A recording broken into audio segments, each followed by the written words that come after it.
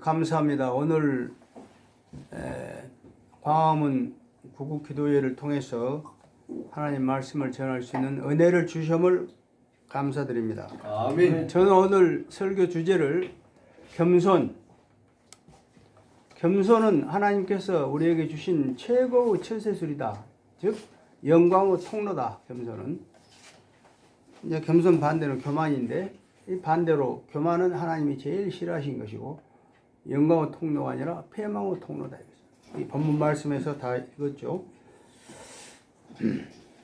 겸손이라고 하는 것은 여러 가지 의미가 있는데, 남을 존중하고 자기를 내세우지 않는 태도입니다. 성경 전체를 통틀어서 하나님의 백성에게 가장 요구되는 신앙 덕목입니다. 신명기 8장 2절, 역대하 7장 14절, 방금 본문 말씀에서 봉독하신 대로 이스라엘 백성을 광야에서 40년 동안 그렇게 하나님이 시험을 하고 겸손한가 안 한가, 즉 겸손이는 건 뭐 자기를 낮추는가 안 낮추는가 시험을 했어요. 그래서 하나님의 명령을 지키는지 안 지키는지 알려고 하나님이 시험을 합니다. 이와 마찬가지로 오늘날 우리도 하나님께서 우리를 시험을 합니다. 겸손하냐 안 하냐. 겸손은 하나님께서 주신 최고 신앙 덕목이라고 그랬어요. 겸손하기만 하면은 뭐 하나님이 우리에게 예비한 복을 다 받습니다. 별을 보시오. 나락. 잘 익은 벼는 고개를 숙입니다.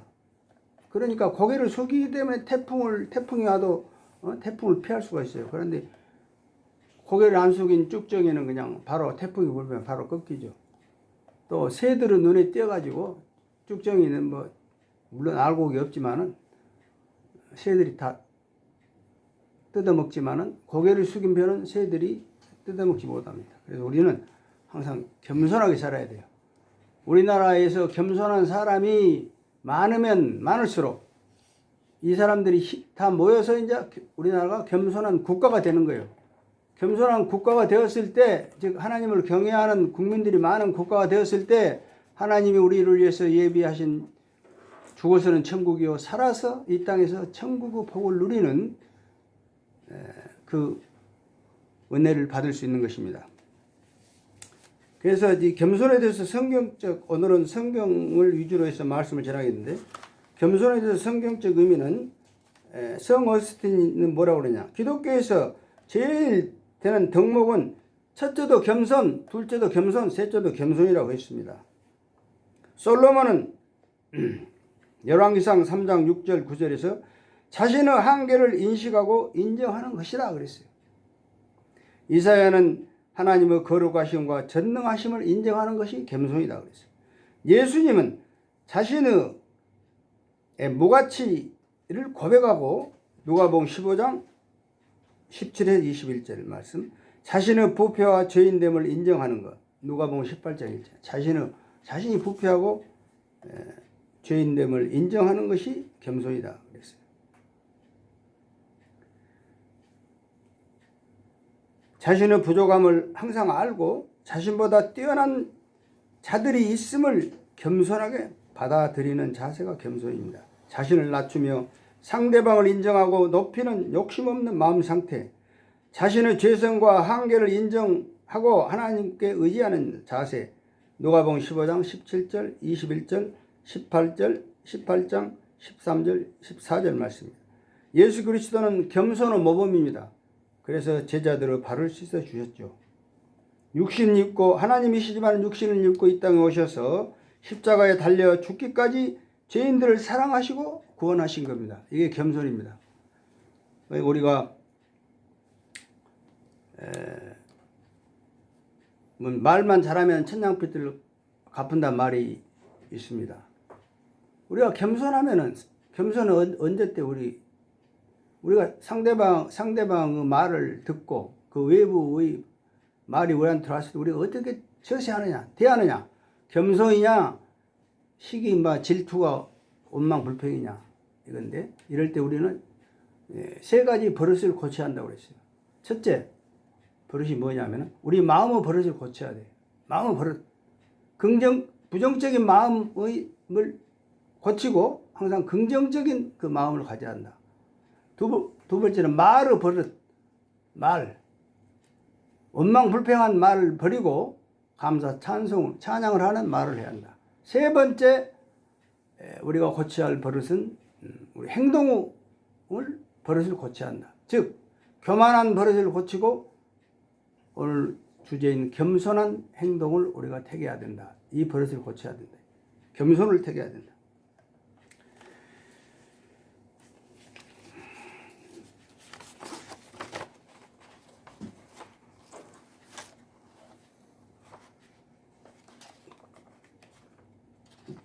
이거 하여튼 뭐 겸손의 일반적 의미로는 우리 처세술인데 마태복음 14장 4절 자신의 마음을 낮추는 태도다. 빌립보서 2장 3절 다른 사람을 자신보다 더 낮게 여기는 자세다. 이게 겸손입니다. 이거 일반적 의미입니다. 겸손하지 못해서 실패한 사례가 성경에서 나옵니다. 바로도 이스라엘 백성을 출애굽을 방해를 했죠.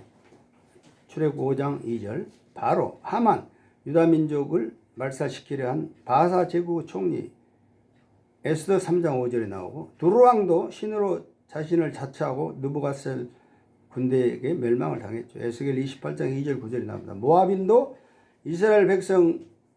이스라엘이 멸망하는 것을 기뻐해가지고 자만하다가 자기도 멸망했어요. 예레미야 48장 29절에 느부갓셀 왕도 자신이 건설한 제국의 위용을 과시하고 정신질환이 생겼어요. 짐승처럼 살다가 죽었죠.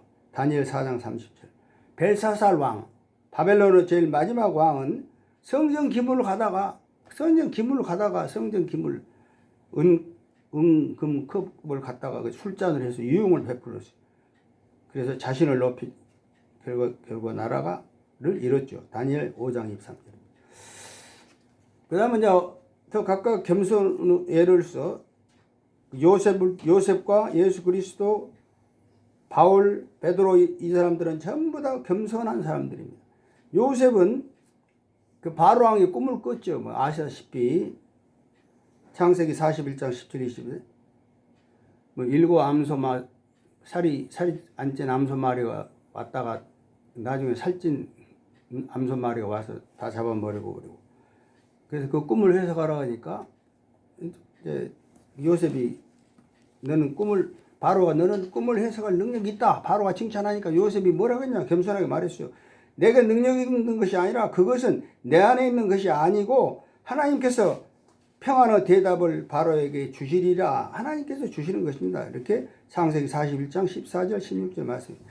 자신의 능력을 과시하지 않고 자신 속에서 역사하신 하나님께서 평안의 대답을 주실 것이라고 하나님을 전적으로 의지를 했어요. 이게 요셉의 겸손함입니다. 사람들은 자신들이 이룬 업적을 자랑하고 자신을 드높이고 자랑하지만 입술로는 하나님을 들먹이지만 결국 자신을 높이는 결과를 초래해서 아까 잠언 22장 4절에 겸손과 여호와를 경외함은 재물과 영광을 생명을 준다고 그랬는데 겸손하지 못하기 때문에 재물도 잃고 영광도 잃고 생명도 잃는다 이거죠. 예수 그리스도는 요한복음 14장 4절에서 제자들 발을 씻어줬어요. 겸손하고 제자들 발을 씻어줬어요. 우리가 살면서 우리보다 낮은 사람 발을 씻어준다는 건 얼마나 겸손한 자세입니까? 누가복음 14장 7절에서도 잔치에 초대될 때 상석에 앉지 마라. 상석에 앉지 않고 차라리 제일 끝자리에 앉으면은 자연히 당신을 제일 높은 자리에 불러주지만은 제일 상석에 앉았는데 왜 당신 내려오시오 해버리면 그게 망신이죠. 그래서 상석에 앉지 않는 것. 제자들에게 겸손을 배우라 그랬어요. 마태복음 11장 29절에. 바울도 빌립보 교인들에게 겸손을 가르쳤어요. 빌립보서 2장 5절에 나옵니다. 베드로도 겸손의 미덕을 역설했어요. 베드로전서 5장 5절 말씀.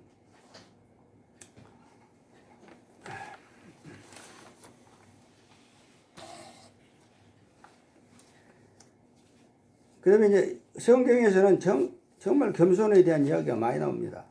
겸손해야 되는 7가지 이유가 나와요. 7가지. 첫째가 하나님이 구하시는 것이다. 겸손. 그러니까 겸손해야 한다. 이유가 마태복음 6장 8절. 주께서 겸손을 본을 보이셨으므로 우리들 겸손해야 한다. 마태복음 11장 29절. 부르심을 입은 자들로서 합당한 행위다. 에베소 4장 1, 2절 말씀. 예수께 하나님께 순종하기 위해서 우리는 겸손해야 되고 하나님의 예비하신 복을 받기 위해서 히브리서 6장 14절 내가 너에게 너를 복주고 복주고 번성케 하고 번성케 하라고 그랬죠. 이걸 받기 위해서는 우리가 겸손해야 한다 이거죠.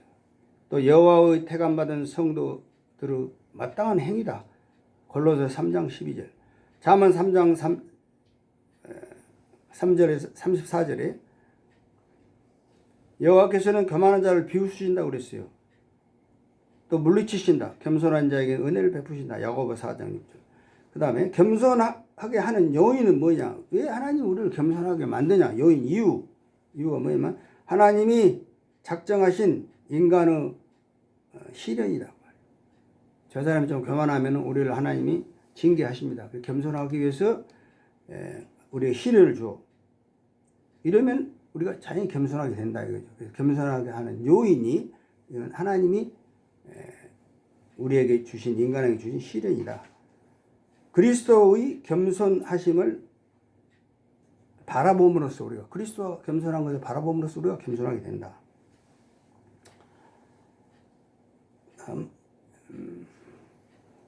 자신의 죄인됨을 깨달는다. 누가복음 18장 13, 14절.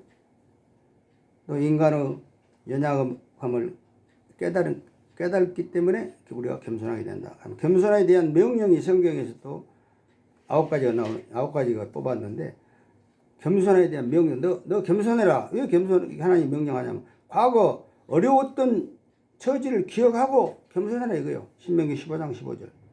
과거 애굽 땅에서 종이 되었던 것을 항상 너희는 기억하고 겸손하라. 스스로 칭찬하지 마라. 잠언 27장 2절. 어린아이처럼 자신을 낮추라. 마태복음 11장 2, 4절. 서로 복종하라. 에베소 5장 21절. 주 앞에서 낮추라. 야고보서 4장 10절. 섬기는 자가 될 것. 마가복음 10장 43, 44절. 그 다음 우리가 겸손하는 방법은 성경에서 어떻게 말하냐. 겸손하려면은 첫째, 악한 길에서 떠나야 한다. 본문 역대하 7장 14절. 겸손한 자와 함께하여 마음을 낮춰야 한다.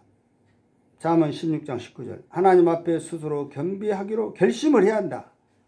다니엘상 10장 12절. 규례를 지키며 겸손을 구해야 한다. 스바다 2장 3절. 주 멍에를 메고 주께 배운다. 마태복음 11장 29절. 그럼 겸손해야 할 때는 또 성경에서 언제냐? 우리가 겸손해야 할 때는 첫째, 여호와 앞에 설 때. 열왕기하 22장 19절. 두 번째, 사람과 대면할 때. 고린도 10장 1절. 자신의 죄를 느낄 때. 누가복음 18장 13, 14절. 자신의 무가치함을 느낄 때. 누가복음 15장 16절, 21절. 이럴 때 겸손해야 할 때가 있다 그 말이죠. 테레사 여사는, 마더 테레사 여사는 우리 속이 텅 비어 있을 때 아무것도 아님을 깨닫는 겸손의 상태가 되어야, 우리가 속이 텅 비어야 하나님이 그 빈자리에 하나님은 자신으로 채워주신다 이거죠. 우리 속에 세상적인 꽉 차 있으면 하나님 우리한테 채워줄 수가 없다 이거죠. 이제 비워야 돼. 마태복음 5장에 난 심령이 가난한 자는 복이 있나니 천국이죠. 심령이 가난해야 돼. 세상적인 거 다 비워버리고 의에 줄이고 목마른 자가 되어야 한다. 겸손을 위한 여러 가지 삶의 지혜가 11가지가 있는데 시간이 다 이거는 생략하고요. 그 다음에 이제 겸손한 사람의 특징이 나옵니다. 겸손한 사람은 이제 어떤 특징이냐, 이거는 자기 자신하고 비교해서 한번 들어보세요.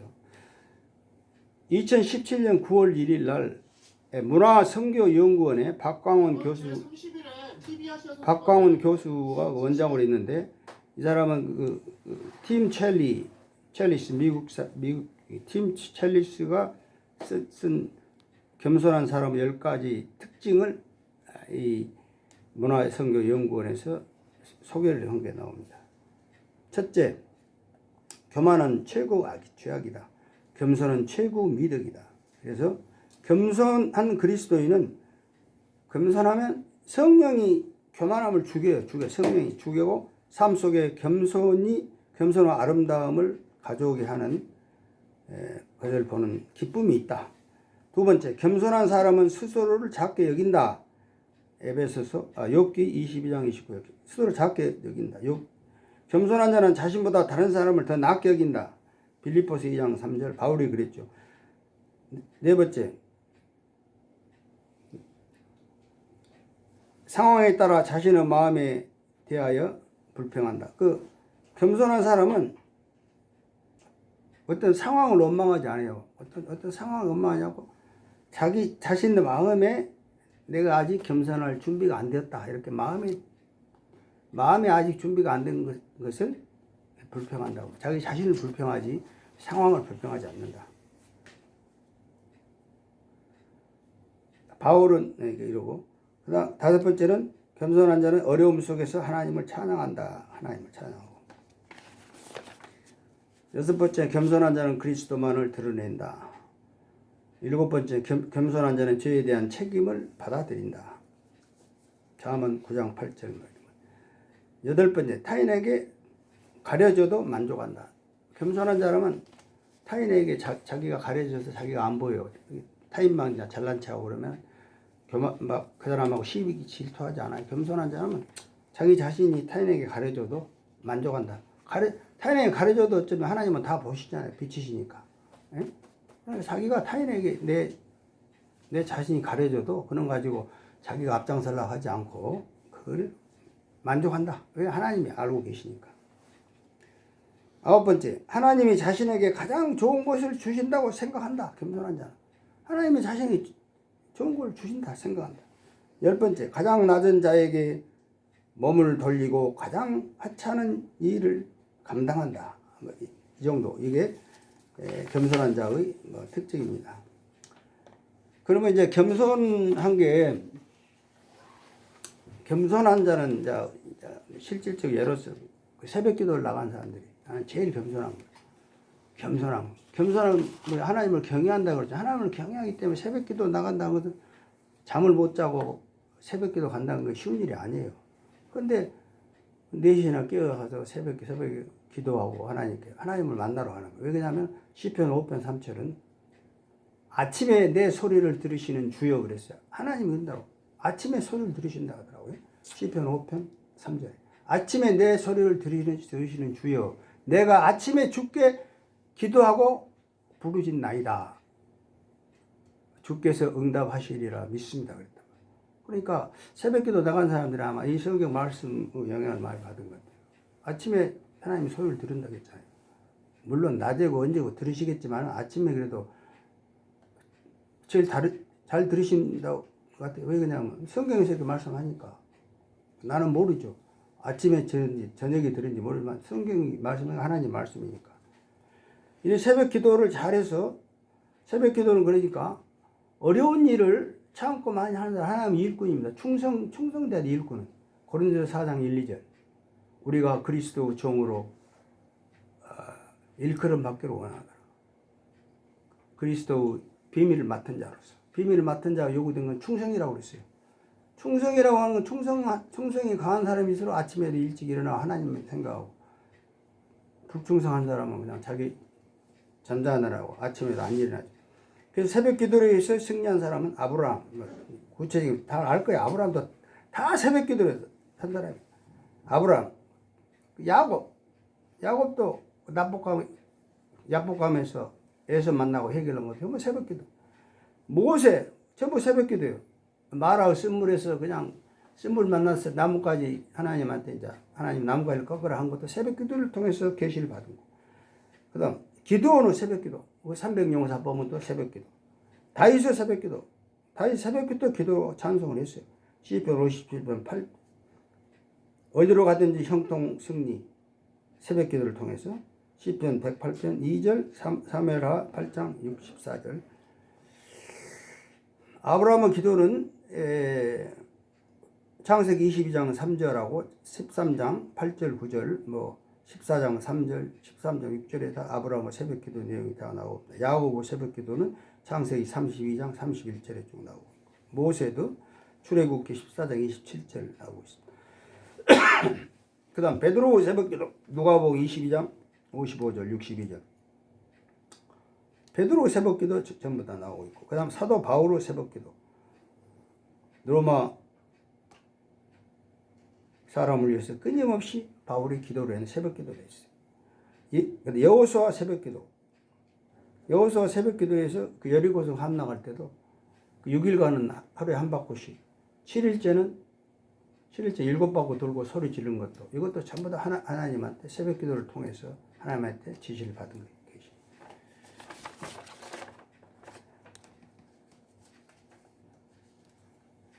한나의 새벽기도 알죠? 사무엘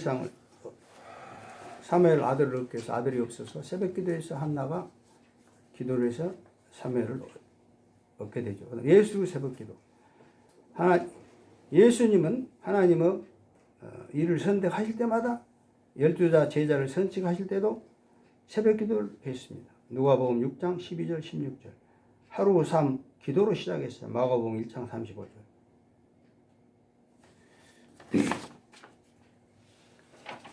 그 다음에 이제 이 겸손은 그러면 겸손하려고 해도 왜 잘 안 되냐?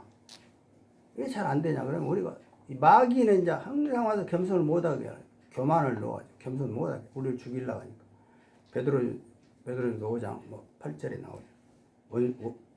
운사처럼 상클자를 잡고 다니는 마귀가 있기 때문에 겸손을 잘 안 되는데 어떻게 해야 되냐? 우리는 자꾸 반복을 해야 돼. 뭘 반복해야 되냐? 내가 말할게. 한 20가지를 반복해야 돼. 첫째, 나는 벌레만도 못한 존재다. 이걸 깨달아야 돼. 나는 뭔 일 있으면 나는 벌레만도 못한 존재다. 두 번째, 나는 비천한 존재다. 이거 깨달으면 돼. 세 번째, 내 자신은 너무도 부족한 존재다. 네 번째, 아직 아주 못난 존재다. 다섯 번째, 보잘것없는 존재다. 부끄러운 존재다. 천한 존재다. 천박한 존재다. 별 볼 일 없는 존재다. 아주 시시한 존재다. 아주 추한 존재다. 하찮은 존재다. 아주 초라한 존재다. 그저 그런 존재다. 변변치 못한 존재다. 볼품없는 존재다. 하찮은 존재다. 연약한 존재다. 나약한 존재다. 흠이 많은 존재다. 하잘것없는 존재다. 미미한 존재다. 아주 보잘것없는 존재다. 이렇게 자꾸 자신을 자꾸 깨달으면은 우리 마음이 겸손한 상태가 됩니다. 이건 제가 말한 게 아니라 이거 성경에서 뽑은 거예요. 그럼 결론적으로 하나님은 우리에게 복 주시기를 원하잖아요. 히브리서 11장 6절 복 주시기를. 내가 반드시 너를 복주고 복주며 너를 번성케 하고 번성케 하리라. 오늘 본문에 나온 겸손과 여호와를 경외함은 재물과 영광과 생명을 보장된다고 했잖아요. 또 하나님은 우리에게 평안 주시기를 원하잖아요. 요한복음 4장 14장 27 내가 너에게 평안을 주노라. 평안을 주노라. 내가 주는 것은 세상이 주는 것과 같지 아니하는 너는 마음에 근심하지도 말고 두려워하지 말라고 그랬어요. 평안을 주노라고 그랬잖아요. 그러니까 하나님이 복 주시는 거죠. 민수기 6장 24절 26절에서 하나님은 우리에게 복 주시고 지켜주고 내주고 평강 주시기를 원하냐. 다 이렇게 하나님은 우리에게 주시기를 원한단 말이에요. 그러니까 하나님이 또 이렇게 복 주신다 그랬으면 그 말씀을 실행을 분명히 해. 민수기 23장 19절 하신 말씀을 분명히 실행한다고 그랬어요. 너희 모든 쓸 것을 채워주시라고 그랬어요. 빌립보서 4장 19절. 그러니까 이제 이런 말씀을 우리가 믿기만 하면 안 돼요. 행동을 해야 돼. 그 행동이 뭐냐면 순종이에요. 순종 제1번이 겸손이에요. 겸손. 지금 오늘 말씀은 사무엘상 15장 22절에 순종이 제사보다 낫다. 순종 하나님께 순종. 불순종이 그러면 아주 나쁜 거죠. 충성을 해야 돼요. 고린도서 4장 1, 2절 같이. 잠언 3장 34절 야고보 4장 6절 같이 겸손은 은혜를 베푸지만은 교만한 자는 하나님이 물리치고 하나님 비웃어요, 비웃어. 그렇기 때문에 항상 우리 마음이 겸손의 상태를 유지해가지고 하나님이 그 자신으로 채워주실 수 있도록 우리 마음을 항상 우리 마음을 비워놔야 돼요. 하나님이 채워주시도록.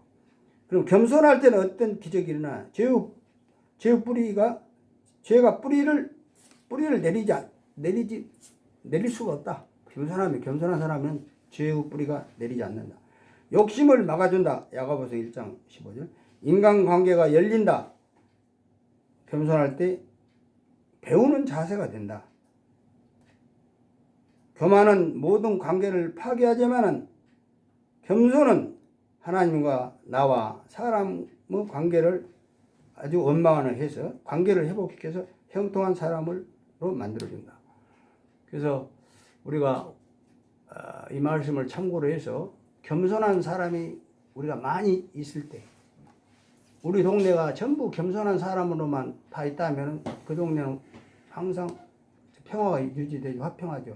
그 중에 하나 교만한 사람이 있으면 그냥 싸움하고 돌아가 있지만 한 동네가 겸손한 마을이 되고 그게 이제 커져가 겸손한 면이 되고 겸손한 읍이 되고 시가 되고 도가 되고 그래서 대한민국이라는 겸손한 나라가 되어서 하나님이 예비하신 복을 우리가 많이 받아서 정말 국민들이 어려움을 극복하고 강대국으로 들어가는 통로라고 저는 믿습니다. 오늘 말씀이 여러분에게 큰 교훈이 되기를 주님의 이름으로 축원합니다. 아멘.